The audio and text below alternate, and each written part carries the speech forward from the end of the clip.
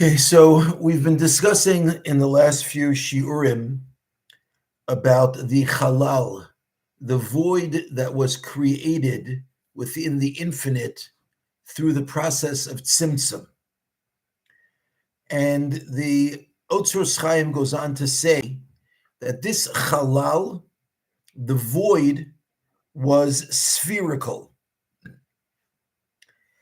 Spherical, as he describes, like a ball, meaning this is not a one-dimensional or two-dimensional circle, as many seem to describe it, but rather a three-dimensional sphere.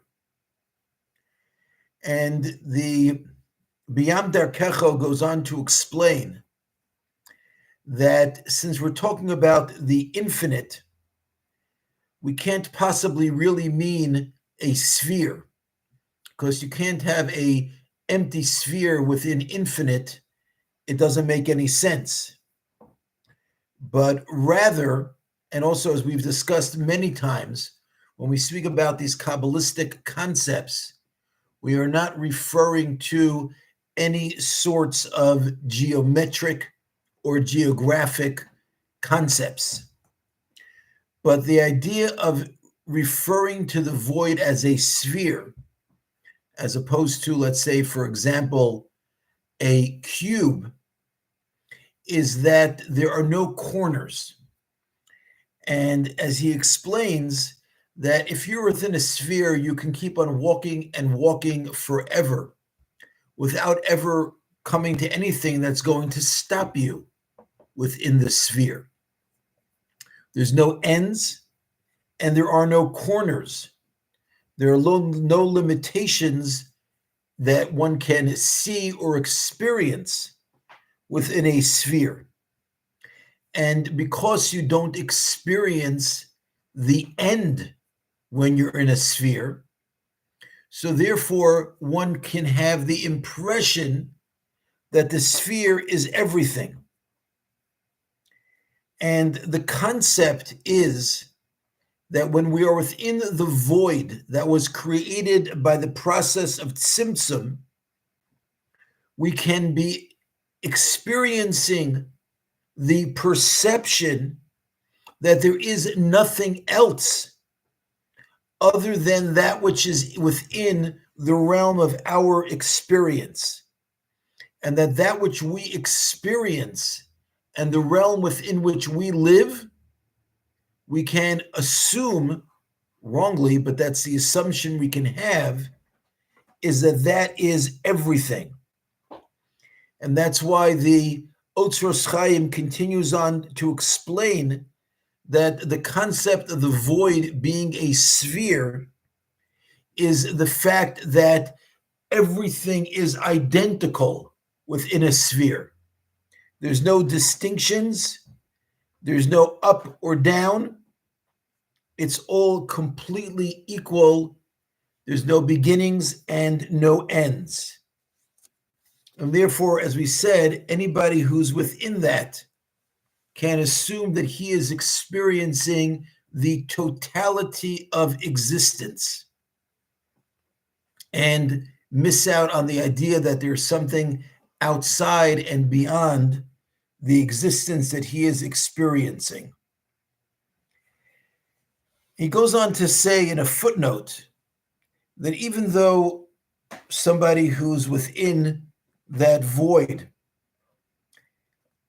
of the sphere can, on some level, understand that there is something beyond, but he'll never be able to fully comprehend and experience that which is beyond, because the dimension which he is existing will always appear to him to be most real, and certainly more real than anything that could possibly exist beyond. Because if we were able to fully grasp and to understand that there's something beyond, then the more we would be bringing in the infinite into our consciousness, that would destroy the entire power of the tzimtzum, of the constriction to begin with. It's a very important point that comes up in many, many places as we study Kabbalistic thought, that God had to, so to speak, go through many efforts to keep his infinite presence outside of our existence. Because the minute his infinite presence would come into our existence, then the existence in which we live would cease to exist, because it's all a perception. And we can only be in this existence if we have the perception that there's nothing outside. But if that perception were to change, then we would lose our entire connection to the dimension within which we exist. He goes on to say that therefore, the world of Atzilus, which we have not yet gotten around to explaining, but basically, as we'll learn later on, there are 4 spiritual worlds called Atzilus, Bria, Yetzira, and Asiya, and we'll talk about them at great length later on, which we are able to experience each world on a different level. But all of those worlds are all found within this void that was created by God. Because these worlds all do not fully reveal God's existence, and therefore they have to be present within the perceptual void created by tzimtzum.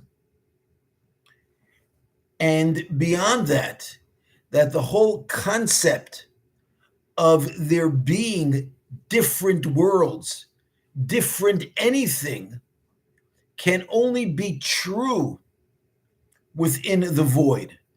Because beyond the void, the whole concept of different worlds doesn't exist. The whole concept of spheros, the 10 spiritual emanations, that also cannot exist beyond the void. Because it's only within the void that God created that distinctions and limitations can exist in order for us to be able to have a certain level of consciousness.